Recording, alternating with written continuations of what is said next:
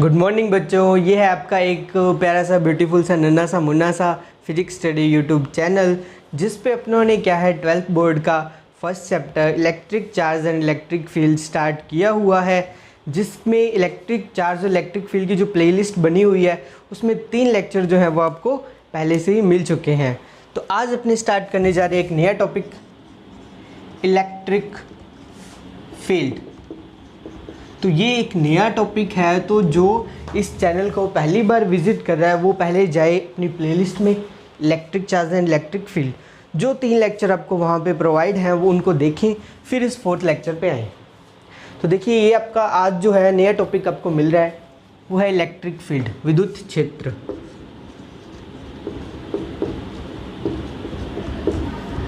देखिए, नाम से ही कुछ पता लग रहा होगा, एक कोई ऐसा रीजन है, कोई एक क्षेत्र है, एक फील्ड है जिसमें क्या होगा, इलेक्ट्रिक इफेक्ट आपको देखने को मिलेगा।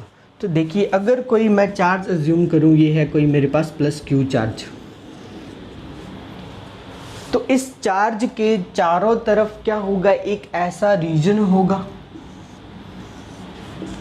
कुछ एक ऐसा रीजन बनने वाला है इसकी चारों तरफ। इसके चारों तरफ एक ऐसा रीजन बनेगा जिसमें अगर कोई अदर टेस्ट चार्ज आए या कोई परीक्षण आवेश आए जो धनावेशित हो, उस पे क्या है, कुछ ना कुछ फोर्स लगे। एक किसी चार्ज के चारों तरफ का ऐसा क्षेत्र जिसमें कोई अदर चार्ज लाने पे उस पे क्या हो, फोर्स को फील किया जाए, फोर्स फील करे वो चार्ज। तो ऐसा जो रीजन होगा उसको बोलेंगे विद्युत क्षेत्र। सिंपली आप बोल सकते हैं कि एक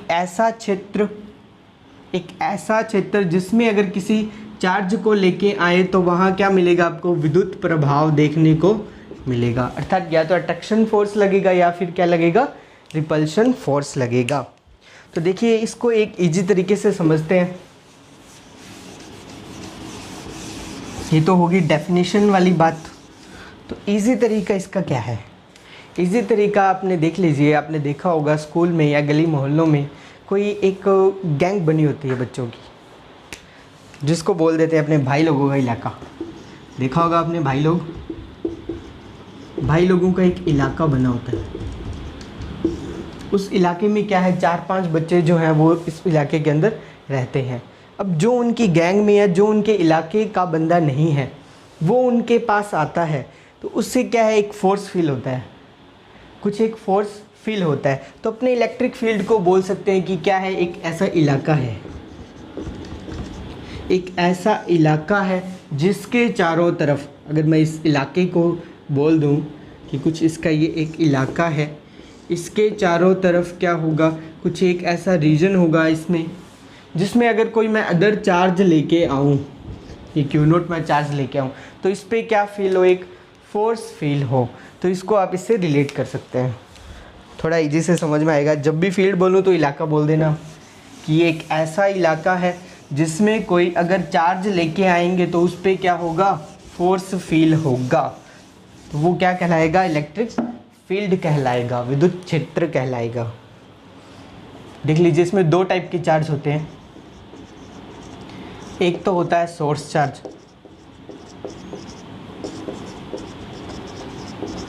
एक होता है टेस्ट चार्ज।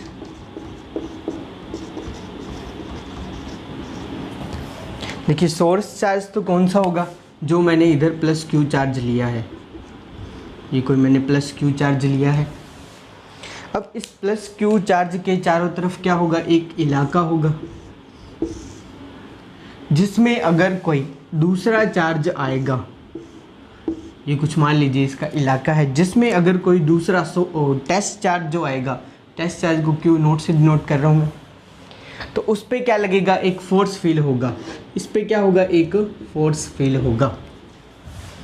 फोर्स किसको लगेगा, इस टेस्ट चार्ज को, क्योंकि ये कहाँ आ रहा है, इसके इलाके के अंदर आ रहा है। इस चार्ज की तरफ चारों तरफ एक ऐसा रीजन है, एक ऐसा क्षेत्र है जिसमें अगर कोई चार्ज आएगा तो उस पर क्या लगेगा, फोर्स लगेगा। अट्रैक्शन भी हो सकता है, रिपल्सन भी हो सकता है, वो डिपेंड करता है कि चार्ज की नेचर कैसी है। तो इस पे एक फोर्स लग रहा है, मतलब इसके चारों तरफ एक ऐसा क्षेत्र है जो इसमें क्या होगा, फोर्स फील होता है। उस क्षेत्र को क्या बोलते हैं, विद्युत क्षेत्र। Electric field.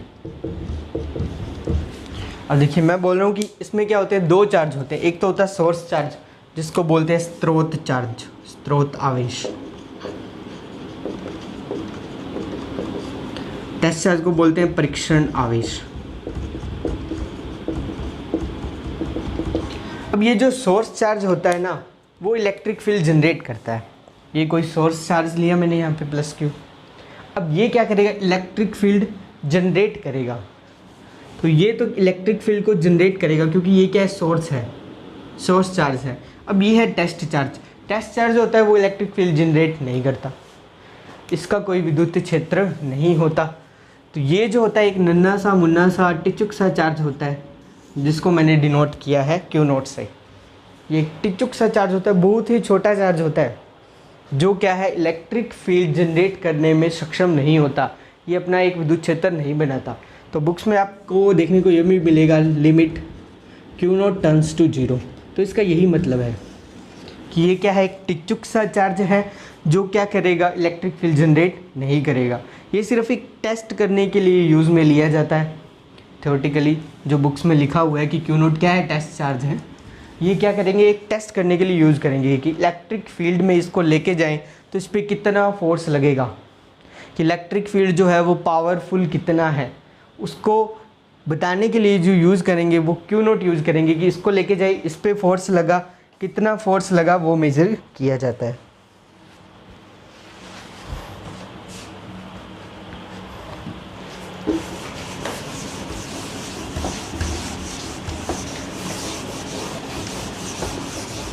अब विद्युत क्षेत्र जो है वो एक डायरेक्शन के अकॉर्डिंग होता है।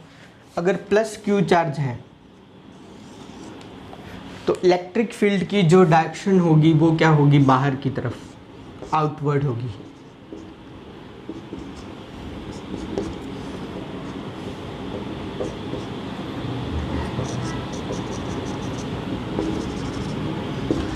इसकी जो डायरेक्शन होती है वो आउटवर्ड होती है।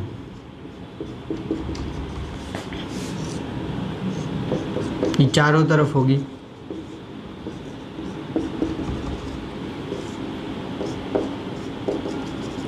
और माइनस क्यू जो चार्ज होता है उसकी इलेक्ट्रिक फील्ड की जो डायरेक्शन होती है वो इनवर्ड्स होती है, अंदर की तरफ।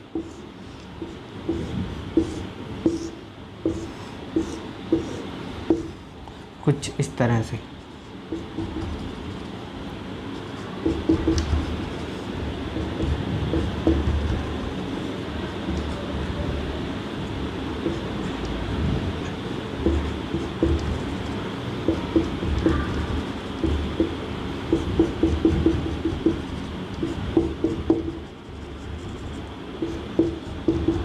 देखिए अगर प्लस क्यू चार्ज है, इसके पास मैं टेस्ट चार्ज लेके आऊँगा तो ये इसको फोर्स अप्लाई करेगा बाहर की तरफ, इसको रिपेल करेगा। अगर मैं माइनस क्यू के पास क्या लेके आऊँ, टेस्ट चार्ज लेके आऊँ, तो ये टेस्ट चार्ज को क्या है, अपनी तरफ अट्रैक्ट करेगा। तो विद्युत क्षेत्र जो है उसकी डायरेक्शन जो होती है, इलेक्ट्रिक फील्ड जो है उसकी जो डायरेक्शन होती है वो होती है पॉजिटिव से नेगेटिव की तरफ। पॉजिटिव से तो बाहर की तरफ और नेगेटिव के अंदर की तरफ। यहाँ तो क्या होगा, आउटवर्ड होगा। यहाँ डायरेक्शन जो होगी वो क्या होगी, इनवर्ड्स होगी। अर्थात इलेक्ट्रिक फील्ड की जो डायरेक्शन है वो पॉजिटिव से तो दूर है और नेगेटिव की तरफ है। या फिर ऐसे बोल दो कि यहाँ मैं क्या लेके आ रहा हूँ, क्यू नॉट चार्ज लेके आ रहा हूँ, तो इस पर जो फोर्स लगेगा वो कहाँ लगेगा, ऐसे बाहर की तरफ लगेगा। यहाँ लेके आ रहा हूँ क्यू नॉट, तो इस पर फोर्स क्या लगेगा, इधर बाहर की तरफ लगेगा। यहाँ लेके जाओगे तो क्यू नॉट पे फोर्स लगेगा बाहर की तरफ। अगर नेगेटिव चार्ज लेता मैं, माइनस क्यू लेता, अब मैं यहाँ पे क्या है, क्यू नॉट परीक्षण आवेश जो है उसको लेके आता, तो इस पर जो फोर्स लगेगा वो अंदर की तरफ लगेगा। ये क्यू नॉट को क्या करेगा, अट्रैक्ट करेगा अपनी तरफ, क्योंकि इलेक्ट्रिक फील्ड की जो डायरेक्शन है वो क्या होती है, धनावेश से तो दूर और ऋणावेश की तरफ होती है।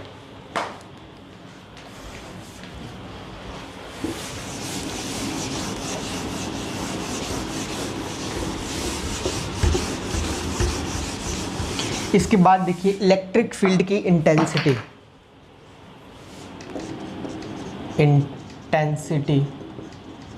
Of electric field. देखिए इंटेंसिटी जो है उसको ई से डिनोट करते हैं, इंटेंसिटी को डिनोट करते हैं ई से। ये होती है, अगर आपने जैसे ले लिया कोई, ये था आपका सोर्स चार्ज, अब इसकी चारों तरफ कोई ना कोई रीजन है जिसमें क्या आएगा, टेस्ट चार्ज आएगा, तो उस पर क्या लगेगा, कुछ ना कुछ फोर्स अप्लाइड होगा। तब क्यू नॉट जो चार्ज लेके आते हैं इस सोर्स चार्ज की तरफ, वो क्या देखने के लिए लाते हैं कि इसके जो इलेक्ट्रिक फील्ड जनरेट कर रहा है सोर्स चार्ज, वो कितना पावरफुल है। इंटेंसिटी जो होती है उसका मतलब होता है ताकत से, कि इस फील्ड की ताकत कितनी है, तो इस पे कितना फोर्स लगेगा, इस पे कितना फोर्स लगेगा, इसकी इलेक्ट्रिक फील्ड की ताकत कितनी है, उसको जो देखा जाता है वो किस में देखा जाता है, तीव्रता में देखा जाता है कि इसकी कितनी ताकत है। तो वो होता क्या है कि एकांक परीक्षण आवेश पर लगने वाला जो बल है वो कहलाता है इंटेंसिटी। एकांक परीक्षण आवेश पे लगने वाला बल क्या कहलाता है, इंटेंसिटी कहलाता है। या फिर आप ऐसे बोल दीजिए कि क्यू नॉट पर लगने वाला बल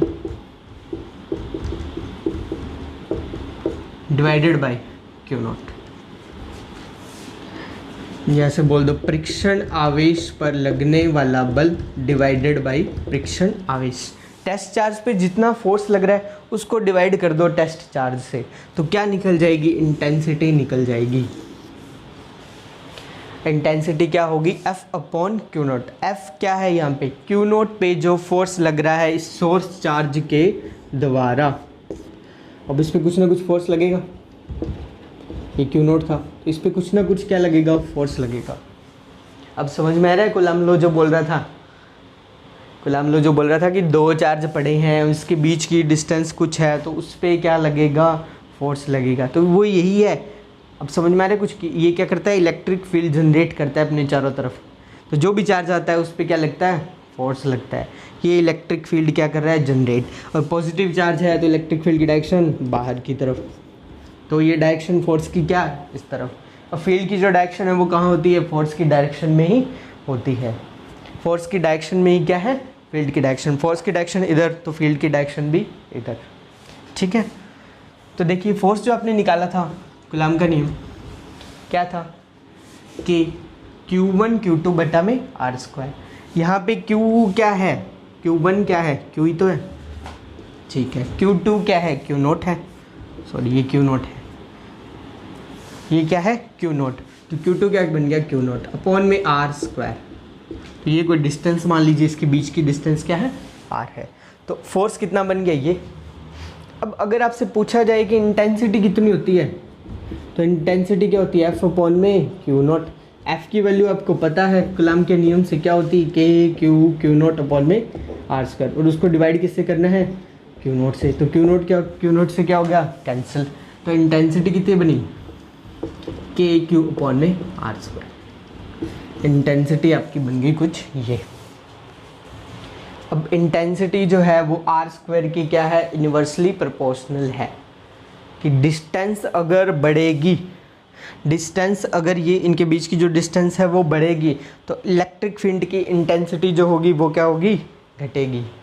मतलब अगर किसी सोर्स चार्ज है, मान लीजिए ये कोई सोर्स चार्ज है, ये मेरा जो मार्कर है वो एक सोर्स चार्ज है, ये अपने चारों तरफ क्या कर रहा है, इलेक्ट्रिक फील्ड जनरेट कर रहा है। अब मैं इसको लेके आया, ये कोई मेरा था टिचुक से चार्ज Q नोट, तो इसके कारण जो इलेक्ट्रिक फील्ड जनरेट हो रहा है उसके कारण इस पर क्या लगेगा, फोर्स लगेगा। अब इनके बीच की डिस्टेंस पे फोर्स डिपेंड करेगा, अर्थात इंटेंसिटी भी क्या करेगी, इनके बीच की डिस्टेंस पे डिपेंड करेगी। तो क्योंकि इंटेंसिटी है क्या, F अपॉन Q नोट ही तो है। अगर मैं इसको दूर ले जाऊँ तो फोर्स पे और जो डिस्टेंस पे है वो इंटेंसिटी डिपेंड करेगी। अब डिस्टेंस पे क्या है, R स्क्वायर है। अगर मैं इसको 2 मीटर दूर लेके जा रहा हूँ तो नीचे क्या आएगा, 2 की स्क्वायर 4। अब 4 गुना क्या हो जाएगी, इंटेंसिटी कम हो जाएगी। तो जितनी ज़्यादा दूर आपका टेस्ट चार्ज पड़ा होगा उस पे जो उस पॉइंट पे इसकी इंटेंसिटी होगी वो क्या होगी, उतनी ही कम होगी, ठीक है।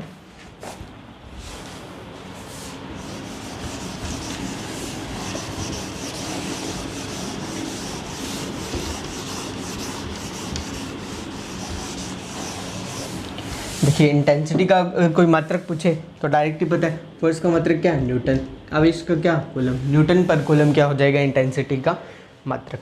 अब अगर आपसे कोई पूछे कि वेक्टर फॉर्म बताइए इसकी, अब ये तो इंटेंसिटी ही था, अगर आपसे पूछे ई वेक्टर क्या होता है, ई वेक्टर क्या होता है, तो देखिए फोर्स तो आपको पता है क्या होता है, के क्यू नॉट अपॉन में आर स्क्वायर, इधर बना लेना प्लस क्यू चार्ज, इससे आर डिस्टेंस पे क्या है, कोई पॉइंट क्यू नॉट चार्ज पड़ा है, परीक्षण आवेश पड़ा है, तो ये फोर्स कुछ लग रही है कूलम के नियम से, तो इसकी वैल्यू रख दीजिए के क्यू नॉट अपॉन में R square divided by Q not, तो क्यू नॉट से क्यू नॉट कैंसिल, क्या बचा, E vector is equals to K Q upon में आर स्क्वायर। अब देखिए अगर ये क्या है, ई है, वेक्टर में चेंज करना है तो साथ में क्या आता है, एक यूनिट वेक्टर आता है।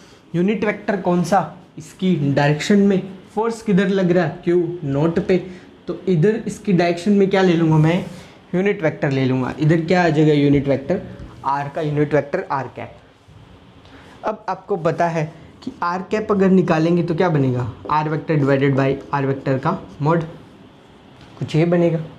और आर जो है इसको मैं क्या लिख सकता हूँ, आर वेक्टर का मॉड लिख सकता हूँ, और आर स्क्वायर को मैं क्या लिख दूंगा, आर वेक्टर के मॉड की स्क्वायर, तो लिख दीजिए आर स्क्वायर को क्या लिख दीजिए ये, तो ई वेक्टर क्या बना, के क्यू अपॉन में आर वेक्टर के मॉड की स्क्वायर, और आर कैप को इस फॉर्म में लिख दीजिए, क्या बनेगा, आर वेक्टर अपॉन में आर वेक्टर का मॉड, तो इधर पावर 2 है, इधर पावर 1 है, क्या बन जाएगा देखिए, E vector is equals to K cube upon में आर वेक्टर के मॉड की क्यूब इंटू में आर वेक्टर, तो ये बन गया इसका वेक्टर फॉर्म, ये इसका वेक्टर फॉर्म बन गया। तो वेक्टर फॉर्म जो है वो बहुत ज़रूरी है, क्वेश्चन जब करते हैं तो वेक्टर फॉर्म जो है वो बहुत काम आता है। कूलम के नियम का अगर कोई क्वेश्चन आता है, न्यूमेरिकल आता है, तो अगर इंटेंसिटी पूछी जाए, क्योंकि फोर्स निकाल लिया तो इंटेंसिटी निकालनी तो क्या इजी है, क्यू नॉट से डिवाइड ही करना है। अब देखिए अगर आपको न्यूमेरिकल में कुछ ऐसा बोल दिया जाए कि ये आपका सोर्स चार्ज है, सोर्स चार्ज से कुछ मान लीजिए कोई फाइनाइट डिस्टेंस पे क्यू नॉट चार्ज पड़ा है, अब इसके तो आपको क्या दे दे, कोऑर्डिनेट दे दें कुछ x1 y1 z1, कुछ ये दे दें, और इसके कोऑर्डिनेट दे दें कुछ x2 y2 z2, ये आपको इसके कोई कोऑर्डिनेट दे दिए जाए और बोल दिया जाए कि आपको क्या निकालनी है, इंटेंसिटी निकालनी है, कि ये कोई जो क्यू चार्ज है ये आपका सोर्स चार्ज है और ये आपका टेस्ट चार्ज है, तो इसके कोऑर्डिनेट कुछ दिए गए हैं, ये इसकी जो वैल्यू है वो आपको कुछ भी दे दी जाएगी, क्यू की या क्यू नॉट की, इनकी आपको वैल्यू दे दी जाएगी। तो देखिए अगर आपको निकालनी हो इंटेंसिटी वेक्टर फॉर्म में तो आप क्या करोगे, आपको पता है कूलम के नियम में जो अपनों ने फोर्स निकाला था, ये कोई Q1 चार्ज था, इधर कोई Q2 चार्ज था, दोनों के बीच की डिस्टेंस कुछ r थी, इधर से इधर फोर्स निकाला था कुछ F21 वेक्टर, तो अपनों ने जो ऊपर वाली डायरेक्शन के अकॉर्डिंग ही क्या लिए थे, कोऑर्डिनेट लिए थे, तो F21 वेक्टर कितना निकला था आपका, कुछ K Q1 Q2 अपॉन में R2 वेक्टर माइनस में R1 वेक्टर के मॉड की क्यूब, और इधर क्या आया था कुछ R2 वेक्टर माइनस में R1 वेक्टर। तो यही क्या है फॉर्मूला यहाँ यूज हो जाएगा, क्योंकि अपने को पता है कि E वेक्टर जो है वो क्या है, F वेक्टर अपॉन में Q नॉट है। अब देखिए Q1 की वैल्यू क्या Q, Q2 की वैल्यू क्या Q नॉट, फोर्स जो लग रहा है वो आ गया कुछ F वेक्टर, तो ये क्या हो जाएगा R2 वेक्टर माइनस में R1 वेक्टर। अब ये तो क्या है R1 के कोऑर्डिनेट, ये क्या है R2 के कोऑर्डिनेट, तो डायरेक्ट वैल्यू पुट करना, क्या निकलेगा, फोर्स निकलेगा, डिवाइड कर देना Q नॉट से, तो क्या मिल जाएगी आपको, इंटेंसिटी मिल जाएगी। अब देखिए R2 वेक्टर माइनस में R1 वेक्टर, तो R2 वेक्टर कौन सा है, ये जिस पे फोर्स लग रहा है, तो R2 माइनस R1 वेक्टर निकाल लेना। देखिए वेक्टर को रिप्रेजेंट करने का जो तरीका होता है वो आपको पता ही होगा, 11th में आपने देखा होगा। R1 वेक्टर को कैसे लिखेंगे, x1 i cap plus y1 j cap plus z1 k cap. R2 vector को कैसे लिखेंगे, x2 i cap y2 j cap plus z2 k cap. R2 vector minus R1 vector निकालोगे तो क्या बन जाएगा, x2 माइनस में x1 i कैप प्लस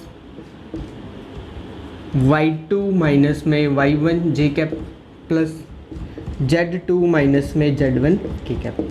तो ये क्या बन जाएगा, R2 वेक्टर माइनस में R1 वेक्टर यहाँ मिल जाएगा, जो ये आपको यहाँ पे वैल्यू पुट करनी है। अब किसी भी वेक्टर का अगर मोड निकालें, जिसे निकालते थे अपने R वेक्टर था, इसका मोड निकालते थे तो क्या करते थे, root X square plus Y square plus में जेड स्क्वायर निकालते थे। अब अपने को यहाँ पे क्या निकालना है, किसी वेक्टर के मोड का क्यूब निकालना है। तो देखिए ये आपने निकाल लिया आर वेक्टर का मोड, इसकी कर दीजिए क्यूब, तो ये जो बनेगा इसकी क्या हो जाएगी, क्यूब हो जाएगी। ये बन जाएगा एक्स स्क्वायर प्लस में वाई स्क्वायर प्लस में जेड स्क्वायर की पावर 3/2। तो ये क्या बन जाएगा क्यूब में, इधर वाली टर्म आपके पास निकल गई है। सभी की वैल्यू पुट करना, फोर्स मिल जाएगा, क्यू नोट से डिवाइड करना, क्या मिल जाएगी, इंटेंसिटी मिल जाएगी। तो इसको आप वेक्टर फॉर्म में याद रखेंगे तो बहुत अच्छी बात है, न्यूमेरिकल सोल्व करने में आपको प्रॉब्लम नहीं होगी। तो ये थी आपकी इंटेंसिटी। ये आपका next topic, intensity of electric field due to a point charge, किसी बिंदु आवेश के कारण विद्युत क्षेत्र की तीव्रता। तो देखिए ये कोई आपको एक पॉइंट चार्ज दिया गया है प्लस क्यू, सोर्स चार्ज बोल दीजिए इसे। अगर इससे कोई फाइनाइट डिस्टेंस, मान लीजिए आर डिस्टेंस पे एक टेस्ट चार्ज रखा गया है क्यू नोट, ये कोई बिंदु है मान लीजिए पी, तो बिंदु पी पे क्या निकालनी है आपको, इलेक्ट्रिक फील्ड की इंटेंसिटी निकालनी है। ये कोई पॉइंट मैंने पी ले लिया कि पॉइंट पी पे क्या निकालनी है, इलेक्ट्रिक फील्ड की इंटेंसिटी। इलेक्ट्रिक फील्ड कौन जनरेट कर रहा है, ये जो सोर्स चार्ज है आपका प्लस क्यू, ये आपका सोर्स चार्ज है, ये क्या कर रहा है, इलेक्ट्रिक फील्ड जनरेट कर रहा है। इससे कुछ फाइनाइट डिस्टेंस आर पे बिंदु पी है, जहाँ पे मैंने क्या रखा है, परीक्षण आवेश टेस्ट चार्ज रखा है। तो इस बिंदु पी पे आपको क्या निकालनी है, इलेक्ट्रिक फील्ड की इंटेंसिटी निकालनी है, ई की जो वैल्यू है वो फाइंड आउट करनी है। तो पहले मैं फोर्स निकाल लूँ। फोर्स मेरे को पता है क्या होगा, कि Q1 Q2 upon are square, Q1 क्या है Q, Q2 क्या है Q नॉट अपॉन में आर स्क्वायर। तो ये निकल गया कुछ फोर्स। इंटेंसिटी निकालेंगे तो क्या करेंगे, इंटेंसिटी होती है force divided by Q not. तो फोर्स की वैल्यू इसके अंदर पुट कर दो, कि Q नॉट अपॉन में R square divided by Q not से Q नॉट कैंसिल। तो इंटेंसिटी क्या बन गई, के क्यू अपॉन में आर स्क्वायर, वही जो आपको पीछे बताया है सेम वही निकली। अब इसको वेक्टर फॉर्म में रिप्रेजेंट करना हो तो ई वेक्टर क्या बन जाएगा, के क्यू अपॉन में आर स्क्वायर इंटू में आर कैप। आर कैप को लिखोगे आप आर वेक्टर डिवाइडेड में आर वेक्टर का मॉड्यूलस। तो इधर क्या बन जाएगा, ये आर वेक्टर के मॉड्यूलस की क्यूब और आर वेक्टर। तो ये बन जाएगा वेक्टर फॉर्म में कुछ ये। अगर विदाउट वेक्टर फॉर्म पूछे तो ये लिखना, वेक्टर फॉर्म में पूछे तो ये लिखना। तो ये क्या हो जाएगी, बिंदु P पर विद्युत क्षेत्र की तीव्रता हो जाएगी। बिंदु P पर क्या हो जाएगी, विद्युत क्षेत्र की तीव्रता। अगर ये बिंदु P जो है वो थोड़ा यहाँ होता तब डिस्टेंस कुछ क्या होती, अलग होती। अगर ये बिंदु P जो है वो कुछ यहाँ होता तब डिस्टेंस कुछ अलग होती। तो जो इंटेंसिटी है वो अलग अलग पॉइंट पे क्या होगी, अलग अलग होगी। इसलिए मैं बार बार बोल रहा हूँ कि ये इंटेंसिटी जो है वो क्या है, बिंदु P पर है। अब बिंदु P जो है उसकी अगर आप चेंज करोगे ये सिचुएशन तो इंटेंसिटी भी क्या हो जाएगी, चेंज हो जाएगी। ये आप ध्यान रखना।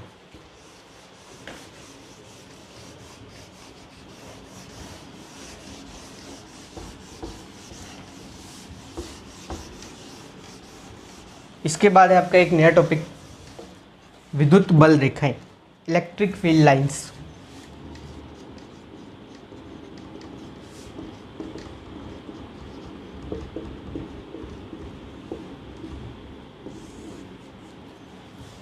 देखिए इलेक्ट्रिक फील्ड लाइंस क्या होती है। मैंने आपको बोला कि इलेक्ट्रिक फील्ड जो होता है वो क्या होता है, पॉजिटिव से नेगेटिव की तरफ। इलेक्ट्रिक फील्ड जो होता है वो पॉजिटिव से नेगेटिव की तरफ होता है, पॉजिटिव से निकलता है और नेगेटिव की ओर जाता है।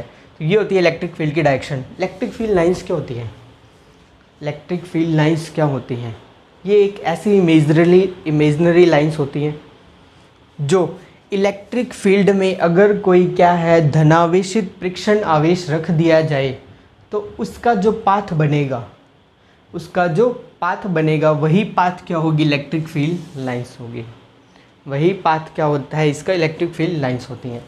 तो देखिए कुछ मान लीजिए ये है आपका पॉजिटिव चार्ज, ये है आपका नेगेटिव चार्ज। तो इलेक्ट्रिक फील्ड लाइंस की जो डायरेक्शन होती है वो पॉजिटिव से नेगेटिव की तरफ होती है। अगर मैं यहाँ कोई पॉजिटिव चार्ज रख दूँ तो वो क्या होगा, इधर जाएगा। अगर यहाँ कोई पॉजिटिव चार्ज रख दूँ तो वो घूम के क्या है कुछ इधर जाएगा। तो पॉजिटिव चार्ज रखने पे वो जहाँ क्या है मूव करेगा, जिस तरफ जाएगा, जिस मार्ग का अनुसरण करेगा, वही मार्ग क्या होती है, इलेक्ट्रिक फील्ड लाइंस होती है।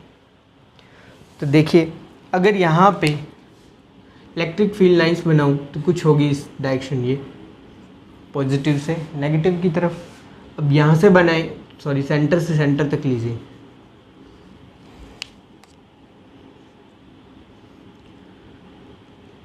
ये पॉजिटिव से नेगेटिव की तरफ, ये भी पॉजिटिव से नेगेटिव की तरफ, यहाँ से पॉजिटिव से नेगेटिव की तरफ, यहाँ से पॉजिटिव से नेगेटिव की तरफ, पॉजिटिव से नेगेटिव, पॉजिटिव से नेगेटिव। ये इस टाइप की क्या बनेगी, इलेक्ट्रिक फील्ड लाइंस बनेगी। डायरेक्शन क्या होगी, ये वाली, पॉजिटिव से नेगेटिव, पॉजिटिव से नेगेटिव, पॉजिटिव से नेगेटिव। तो इसकी जो डायरेक्शन रहेगी वो हमेशा यही रहेगी। तो इसकी कुछ प्रॉपर्टीज़ हैं इलेक्ट्रिक फील्ड लाइंस की।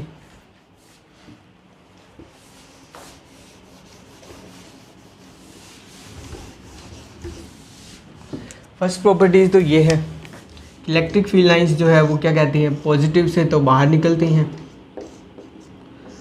और नेगेटिव में अंदर जाती हैं।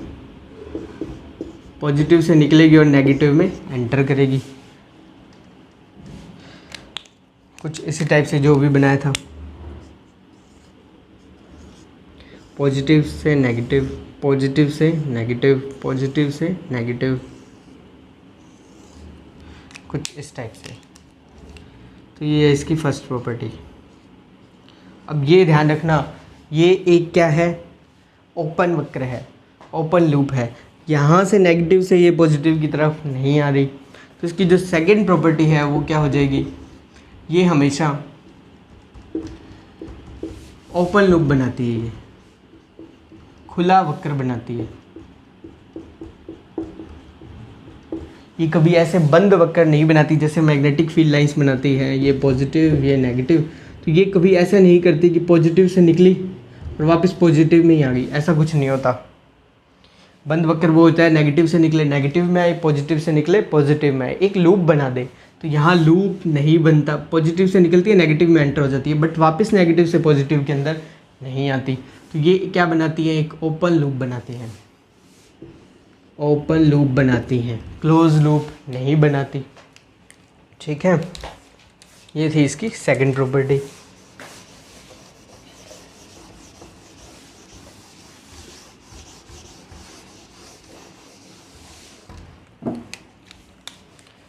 मान लीजिए कुछ इलेक्ट्रिक फील्ड लाइंस बना रहा हूँ मैं यहाँ,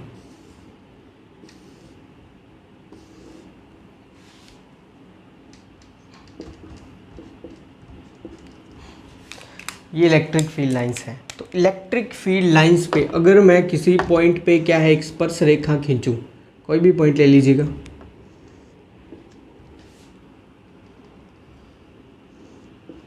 इलेक्ट्रिक फील्ड लाइंस के किसी भी पॉइंट पे अगर मैं स्पर्श रेखा खींचूं तो वो क्या बताएगी, इलेक्ट्रिक फील्ड की डायरेक्शन को बताएगी। देखिए यहाँ पे मैं एक टेंजेंट खींच रहा हूँ, इलेक्ट्रिक फील्ड लाइंस बनाई मैंने क्या किया, कोई भी एक पॉइंट लिया, उस पर मैंने एक टेंजेंट खींचा, स्पर्श रेखा खींची, तो वो जो स्पर्श रेखा की डायरेक्शन होगी वो क्या बताएगी कि विद्युत क्षेत्र की डायरेक्शन को बताएगी। देखिए यहाँ पे कुछ डायरेक्शन, ये मतलब इधर क्या है पॉजिटिव है और इधर क्या है नेगेटिव है। ये यहाँ पॉजिटिव टेस्ट चार्ज था तो ये जाने की कहाँ कोशिश कर रहा है, नेगेटिव की तरफ जाने की कोशिश कर रहा है। ये है इसकी एक और प्रॉपर्टी।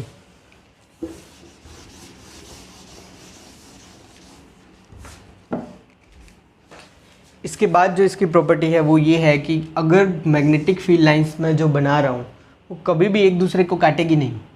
ये एक मैंने फर्स्ट मैग्नेटिक फील्ड लाइंस बनाई, दूसरी मैग्नेटिक फील्ड लाइंस कुछ मैं ये बना दूँ, तो एक दूसरे को कभी ये क्रॉस नहीं करती, क्रॉस नहीं करेगी। क्रॉस क्यों नहीं करेगी, अब देखिए ये एक था क्या, दूसरा मार्कर यूज़ करता हूँ। ये एक मैंने कोई पॉइंट लिया, इस पर स्पर्श रेखा खींची, तो इलेक्ट्रिक फील्ड की डायरेक्शन इसने बताई कुछ ये पॉजिटिव से नेगेटिव की तरफ। अगर मैं दूसरी की बात करूँ, ये तो क्या है कुछ फर्स्ट लाइन है आपकी, ये है कोई सेकंड लाइन। अब मैं दूसरी की बात करूँ तो यहाँ पे मैंने स्पर्श रेखा खींची, तो ये क्या बताएगा, इधर कुछ पॉजिटिव से नेगेटिव। तो दोनों पॉइंट जो कटान बिंदु है, इसका क्रॉस पॉइंट है, उस पे क्या है इलेक्ट्रिक फील्ड की दो डायरेक्शन मिल रही है, जो कि पॉसिबल नहीं है। इसलिए ये जो इलेक्ट्रिक फील्ड लाइंस हैं वो एक दूसरे को कभी नहीं काटेंगी। और है वो ये है कि इलेक्ट्रिक फील्ड लाइंस जो हैं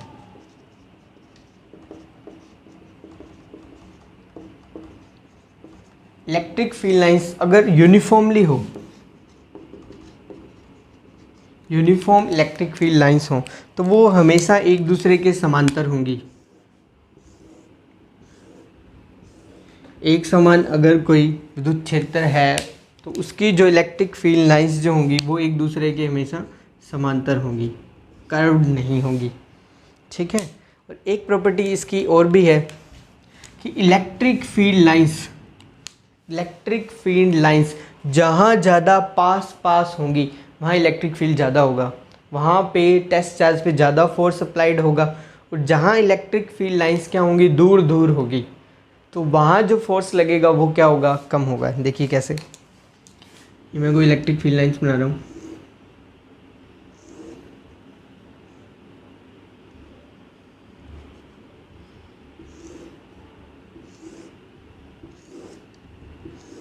ये मैं कुछ इलेक्ट्रिक फील्ड लाइंस बना रहा हूँ। अब अगर मैं टेस्ट चार्ज लूँ कहाँ, यहाँ पे कोई मैंने यहाँ टेस्ट चार्ज ले लिया क्यू नोट, तो इस पे जो फोर्स लगेगा वो क्या होगा, ज़्यादा होगा। किसकी बजाय अगर मैं टेस्ट चार्ज लूँ कुछ यहाँ, तो यहाँ जो फोर्स लगेगा वो क्या होगा, कम होगा, और यहाँ जो फोर्स लगेगा वो क्या होगा, ज़्यादा होगा। अर्थात जहाँ इलेक्ट्रिक फील्ड लाइंस पास होंगी वहाँ फोर्स ज़्यादा लगेगा, और जहाँ इलेक्ट्रिक फील्ड लाइंस दूर दूर होंगी वहाँ फोर्स क्या लगेगा, कम लगेगा। ठीक है, तो ये थी इलेक्ट्रिक फील्ड लाइंस और इसकी कुछ प्रॉपर्टीज़। इसके बाद है एक छोटा सा नेक्स्ट टॉपिक,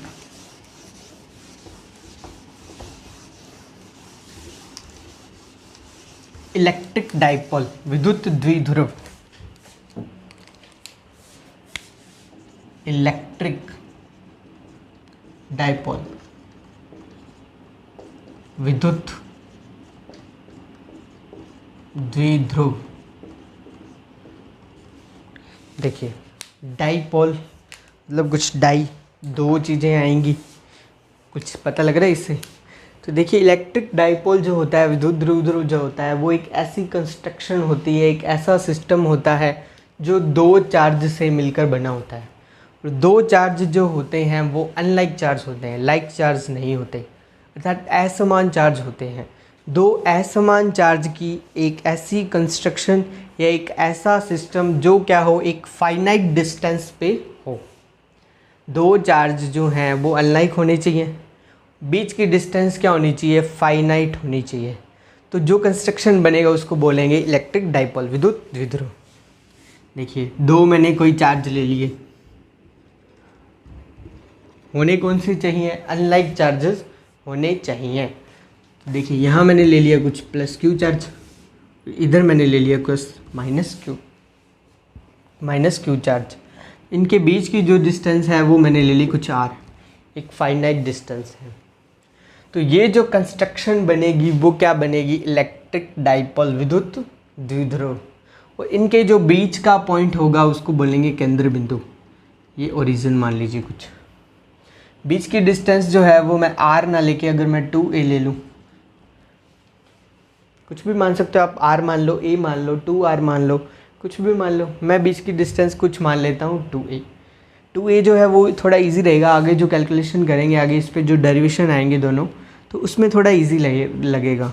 तो देखिए कैसे, अगर मैं ओरिजिन से माइनस क्यू की जो डिस्टेंस है वो a लिखूं और प्लस क्यू की जो डिस्टेंस है वो भी a लिखूं तो कोई दिक्कत नहीं। इसलिए मैंने इसको क्या है 2a लिख दिया कि डिवाइडेशन जब करेंगे तो ये क्या है, ये भी a बचेगा और ये भी a बचेगा। तो बीच की मैंने कुछ डिस्टेंस ले ली 2a। तो ये जो आपका बनी है कंस्ट्रक्शन वो क्या कहलाएगा, विद्युत द्विध्रुव कहलाएगा।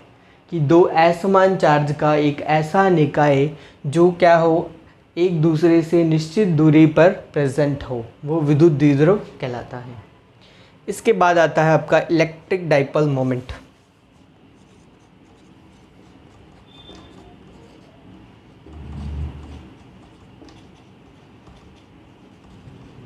विद्युत द्विध्रुव आघूर्ण।